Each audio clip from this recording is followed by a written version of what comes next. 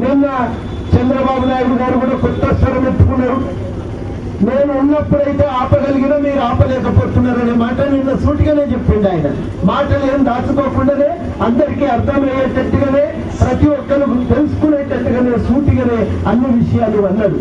ఇవాళ ఇవన్నీ చూస్తా ఉంటే, ఈ నాటకాలు చూస్తా ఉంటే మనకు అనేక రకాలుగా అనుమానాలు వస్తున్నాయి. దీన్ని నాటకం అని ఎందుకంటున్నామంటే ఒక్కొక్కసారి ఒక్కొక్క మాట మాట్లాడిండు. 2008లో టీడీపీ నిర్ణయం తీసుకున్నది, 2009 ఎన్నికల్లో వాగ్దానం చేసింది, 2009 డిసెంబర్ 7 అఖిల పక్షంలో మైకు గుర్తుకొని తెలుగుదేశం నాయకులు తెలంగాణ ఇవ్వవలసిందేనని చెప్పి డిమాండ్ చేసింది. నాయకుడైతే చంద్రబాబు నాయుడు ఏం చేయాలి, ఢిల్లీకి పోయి ఏం సమస్యలు ఉన్నాయి, పరిష్కారం ఎట్లా జరగాలనే చెప్పాలి. చంద్రబాబు నాయుడు పెద్ద మనిషితరాగా వ్యవహరిస్తున్నాడు, ఆంధ్ర ప్రాంత నాయకునిగానే వ్యవహరిస్తున్నాడు. కానీ తెలంగాణ ప్రాంత ప్రజలకు ఒక ప్రతినిధి అనేది సోయి కూడా ఇవాళ ఆయనకు లేదు. ఆంధ్ర ప్రాంత నాయకునిగా మాత్రమే ఇవాళ వ్యవహరిస్తున్నాడు అనేది అర్థమైంది.